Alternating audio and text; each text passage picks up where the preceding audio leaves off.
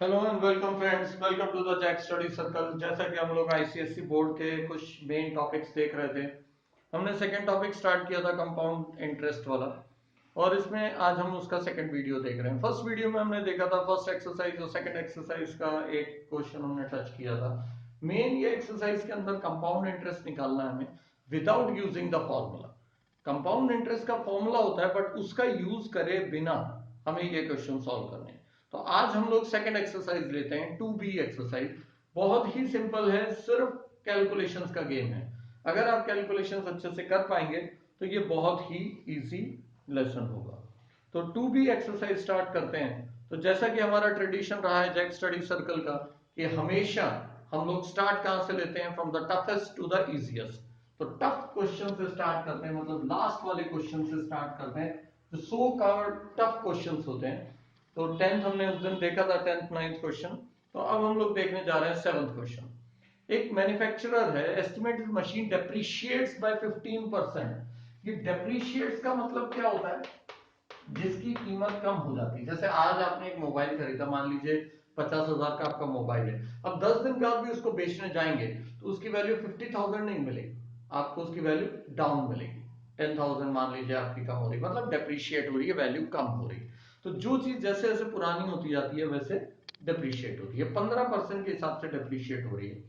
Find the original cost of the machine. Machine की original cost पता करनी है। अगर सेकेंड टाइम जब वो डेप्रिशिएट हो जाती है तो उसका कॉस्ट है 5355, मतलब ये कॉस्ट रह जाएगा उसका डेप्रिशिएट होने के बाद। मतलब find the original value of the machine if it depreciates by 5355 during the second year. दूसरी बार में इतनी कीमत उसकी कम हो गई है। तो सबसे पहले हमें ये तो मालूम नहीं ओरिजिनल कीमत क्या है, तो let the original price be 100। ठीक है, इसका 15% डेप्रिशिएशन होगा तो कितना रह जाएगा? 85। बहुत आसानी से हम 15% माइनस कर सकते हैं। अगेन एक बार और डिप्रिशिएट हो रही है तो 15% और कम कर दो। ठीक है, 15% कम कैसे करेंगे? तो 15/100 इंटू 85, इसको आप सॉल्व कर लेंगे। ठीक है, अब इसको भी ऐसे क्वेश्चंस को कभी भी सॉल्व करना हो तो थोड़ा सा ब्रेन का यूज कीजिए, इन दोनों को मल्टीप्लाई कर लीजिए और 100 से मतलब डेसिमल पॉइंट से उसको डिवाइड कर दीजिए। तो ये आपके पास आएगा 12.75। ओके, ये कैलकुलेट करके आपके पास आता है 12.75। मतलब मैं 85 में से 12.75 माइनस कर दूंगा। मैंने इसको माइनस किया। 12.75 अगर मैं माइनस करता हूं, क्योंकि सेकेंड ईयर में डेप्रिशिएशन कितना हो रहा है? 12.75। माइनस करने की भी जरूरत नहीं है, इतना कम हो रहा है। सिर्फ इतना याद रखना है। ये कैसे आया? तो ये याद रखना, 15/100 इंटू 85। अब इतना कम हो रहा है सेकेंड ईयर में। यहां पर अगर मेरी कॉस्ट 100 रुपीज थी तो डिप्रिशिएट हो रहा है 12.75। अगर मेरा डिप्रिशिएशन हो रहा है 5355, तो बताइए ओरिजिनल कॉस्ट कितनी? ये है क्वेश्चन। 100 रुपीज एज्यूम किया तो डिप्रिशिएशन 12.75 आया। कैसे? क्योंकि फर्स्ट डिप्रिशिएशन हुआ 1585, इसका जो डिप्रिशिएशन हुआ वो 12.75 आया। ठीक है ना? कैसे निकाला? 15/100 इंटू 85। अब इसका डिप्रिशिएशन अगर 100 रुपए की चीज होती तो डिप्रिशिएशन 12.75 होता, लेकिन हमें नहीं मालूम कितने की चीज है, डिप्रिशिएशन 5355 होता।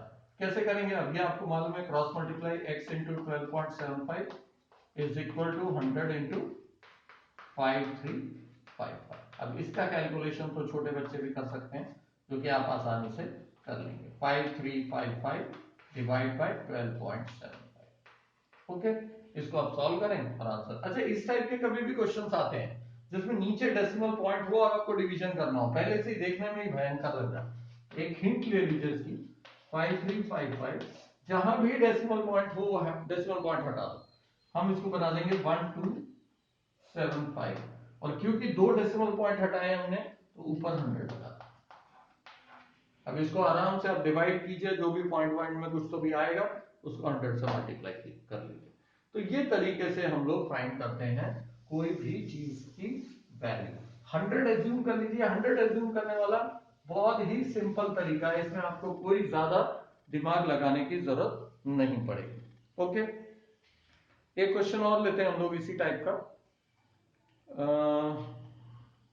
नेक्स्ट क्वेश्चन, हाँ क्वेश्चन नंबर 6 ले सकते हैं। On a certain some of money, हमें मालूम ही नहीं है मनी कितना है।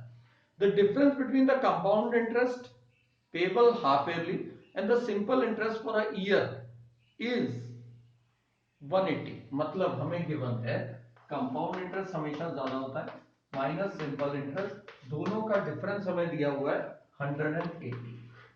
सम मालूम नहीं है, हमें फाइंड करना है। If the rate of interest in both the cases is 10%, अगर बोथ द केसेस में रेट ऑफ इंटरेस्ट कितना है 10%।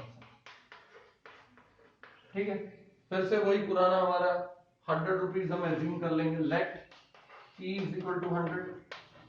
तो सबसे पहले सिंपल इंटरेस्ट निकालेंगे 1 साल का, तो क्या मिलेगा 100 into R into T upon 100 that is 10 rupees. मतलब आपका सिंपल इंटरेस्ट 10 रुपीज आ रहा है। ठीक है, ये फॉर द 1 ईयर हमें लेना है। ठीक है, इसी को हाफ ईयरली के हिसाब से अगर हम लेते हैं, मतलब जो कंपाउंड के हिसाब से चल रहा है, तो दो टाइप में आएगा। मतलब कंपाउंड इंटरेस्ट के लिए मैं simple interest of first part ऐसे करके लूंगा 100 into 5 into 1 upon 100 that is 5 rupees. ठीक है, लेकिन इसी का सेकंड पार्ट क्या होगा, क्योंकि दूसरा भी पार्ट निकालना है आपको। तो अब आपका प्रिंसिपल कितना हो जाएगा, 100 plus 5 is 105 into 5 into 1 upon 100। ठीक है, इसको सॉल्व करते हैं हम, तो हमारे पास आएगा, सॉल्व करके हमारे पास डायरेक्टली आंसर आता है 5.25। ठीक है, इसका मतलब क्या हुआ कि आपको टोटल इंटरेस्ट कितना मिला, 5 प्लस 5.25 दैट इज 10.5। मतलब कंपाउंड इंटरेस्ट हमें मिल रहा है 10.25 माइनस ओरिजिनल कितना था 10, मतलब सिंपल इंटरेस्ट 0.25 का डिफरेंस आ रहा है। इसका मतलब आप समझ लीजिए, हमने क्या किया, पहले तो सिंपल इंटरेस्ट निकाला 1 ईयर का 10 रुपीज। उसे बोला कंपाउंड इंटरेस्ट तो है लेकिन हाफ ईयरली के हिसाब से, हाफ ईयरली के हिसाब से इंटरेस्ट कम हो जाता है। ठीक है, हाफ हो जाता है मतलब। तो ये हमने इंटरेस्ट निकाला 5 रुपीज, एक बार और निकाला 105 हो जाएगा हमारा प्रिंसिपल, दूसरी बार निकाला तो 5.25। दोनों का डिफरेंस कितना होगा, अब इन दोनों को मिला के कंपाउंड इंटरेस्ट बन रहा है that is 5 plus 5.25 that is 10.25 minus 10 तो 0.25, मतलब 25 पैसे का फर्क आ रहा है अगर 100 रुपए लेते हैं। अब हमें मालूम ही नहीं है ना कितना है, वही पता करने के लिए हम लोग क्या करेंगे, यहां तक आपको अगर समझ में आया है तो एकदम सिंपल तरीके से हमें ये देखना है कि जब मेरा प्रिंसिपल था 100 रुपए तो मेरा डिफरेंस आया 0.25। अब मेरा प्रिंसिपल कितना होगा जब मेरा डिफरेंस आ रहा है 180। एकदम simple unitary method, 180 into 100 is equal to x into 0.2। ठीक है, तो x इज इक्वल टू कितना हो गया,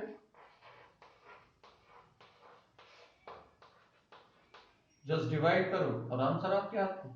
तो स्ट्रेट अवे आंसर आते हैं, कुछ भी इसमें हमें करना नहीं है। सिर्फ ये चीज याद रखनी है कि 100 एज्यूम करके ये क्वेश्चंस करो, आराम से आपके आंसर आएंगे। ठीक है, इस टाइप के और भी 2-3 क्वेश्चंस अगर हम देखें। फिफ्थ क्वेश्चन तो काफी इजी है। फिफ्थ क्वेश्चन का एक हिंट दे देता हूं। एक मैन ने बोरो किया 5000 rupees, 12% compound interest every 6 month. Every 6 month मतलब रेट ऑफ इंटरेस्ट मेरा 6 हो जाएगा, बस और कुछ नहीं है। और वो रीपे कर रहा है हर महीने, हर 6 महीने के बाद 1800 रीपे कर देता है। मतलब जब हम सेकंड प्रिंसिपल निकालते हैं तो उसमें क्या करते हैं, प्रिंसिपल में इंटरेस्ट ऐड करते हैं, उसी टाइम पर आपको 1800 माइनस कर देना है, क्योंकि वो रीपे कर रहा है। कैलकुलेट द थर्ड पेमेंट, 2 बार आपको 1800 माइनस करने, जो थर्ड पेमेंट आएगा वो आपको अमाउंट बता देना है। तो एकदम सिंपल तरीके से सेकंड प्रिंसिपल क्या निकालना है बस वो याद रखना है आपको, बाकी इसके अंदर कुछ भी नहीं है। ठीक है, फोर्थ क्वेश्चन देखिए, मैन बोरो 6000 एट 5% कंपाउंड पर एनम वगैरह वगैरह, वो 1200 at the end of each year. ये भी सेम क्वेश्चन है, find the amount of loan at the beginning of the third year. तो 2 बार माइनस कर, चलो एक क्वेश्चन हम ले लेते हैं। मेरे ख्याल से फिर ये लेने की बजाय हम फिफ्थ ही ले लें तो ज्यादा बेटर होगा, बिकॉज वो कंपाउंडेड हाफ ईयरली है, उसका कंफ्यूजन आपको रहेगा। ठीक है, पी दिया हुआ है हमें 5000। ठीक है, and rate of interest is 12%। और हाफ ईयरली है 1800 रीपेमेंट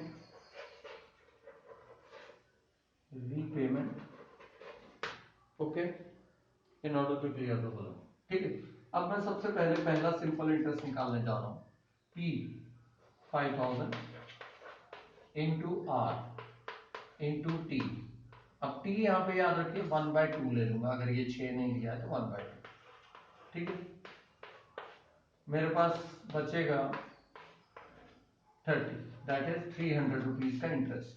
अब मैं जो नया प्रिंसिपल निकालूंगा, new principal is equal to कितना है, 5000 तो था ही, उसमें 300 ऐड करूंगा बिकॉज इंटरेस्ट, माइनस 1800, ये मैं वापस कर रहा हूं ना, तो कम तो करना ही पड़ेगा ना मुझे, तो ये जो आएगा that will be my answer, तो ये हो जाएगा 3500। ओके, अब मैं नया सिंपल इंटरेस्ट निकालने जा रहा हूं, फिर से 3500 लूंगा इंटू आर, मतलब 6 ले लेता हूं, इंटू 1/100। ठीक है, 35 इंटू 6 कर दूंगा। अब 35 इंटू 6 जो करूंगा दैट इज माई इंटरेस्ट, ये याद रखना है। 6 is 18, 210। अब नया प्रिंसिपल क्या होगा, new principal is equal to, अभी तक प्रिंसिपल कितना था 3500, उसमें मैं इंटरेस्ट ऐड करूंगा दैट इज 210, और वापस से माइनस कर दूंगा रीपेमेंट दैट इज 18। तो ये जो चीज आएगी, इससे फिर मैं जो इंटरेस्ट निकालूंगा, जो फाइनल आंसर आएगा that is the answer by this compound interest. ठीक है, इसको अगर मैं माइनस कर दूं तो ये मेरा सिंपल इंटरेस्ट थर्ड पार्ट की तरफ चला जाएगा। ठीक है, तो मैं क्या माइनस कर दूं, 3500 में से 1800 माइनस कर दूंगा तो 1700 आ जाएगा, 1700 में 210, तो 1910 रुपए का मेरा सिंपल इंटरेस्ट। ठीक है, into 6 into 1/100।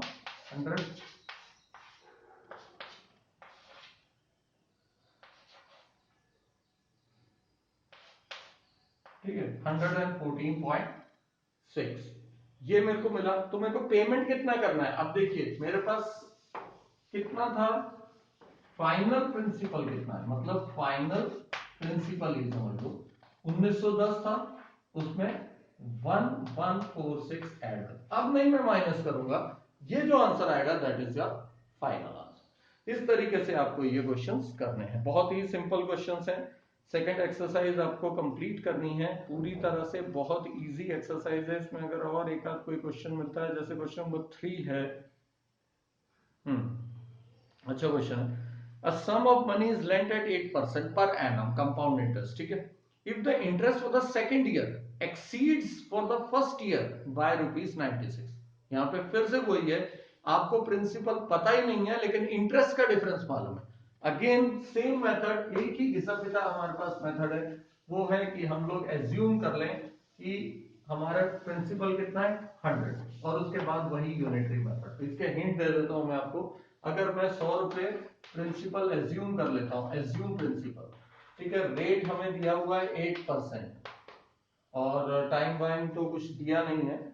If the interest for the second year का इंटरेस्ट निकालूंगा मैं पहले, simple interest for the first year समझ लो, कंपाउंडेड एनुअली है यो, तो 100 इंटू 8 इंटू 1/100, तो ये कितना आ गया मेरे पास 8। तो simple interest for the second term क्या बन जाएगा, 108 इंटू 8/100, 8864 6। ठीक है, तो कितना हो जाएगा 8.64। अब उसमें क्या क्या कहा है, if the interest for the second year exceeds for the first year, इन दोनों का डिफरेंस, मतलब 8.64 माइनस 8 इज इक्वल टू 0.64। अब देखिए 100 रुपए अगर मैंने लिए तो इंटरेस्ट का फर्क आ रहा है 0.64, जबकि उनका कहना है कि इंटरेस्ट का फर्क कितना आना चाहिए 96। इसको छोटा बच्चा भी सॉल्व कर लेगा, क्रॉस एंड सॉल्व। ठीक है, तो हमारा आंसर क्या आएगा, 96 into 100 is equal to 0.64 into x की वैल्यू हमें मिल जाएगी। इस तरीके से आपको ये एक्सरसाइज को करना है, बहुत ही सिंपल क्वेश्चंस हैं, ज्यादा कुछ आपको करना नहीं है इसके अंदर। फर्स्ट सेकंड क्वेश्चन भी लगभग सेम है, difference of the first year and compound interest of the third year. तो थर्ड ईयर का आपको कंपाउंड इंटरेस्ट निकालना है। ओके, तो ये एक्सरसाइज करके देखिए। सेकंड एक्सरसाइज में जो भी डाउट्स हो, इवन फर्स्ट एक्सरसाइज को भी वापस से सॉल्व करके मेरे को बताएं। मेरा नंबर याद रखिए 8087479204। Thank you.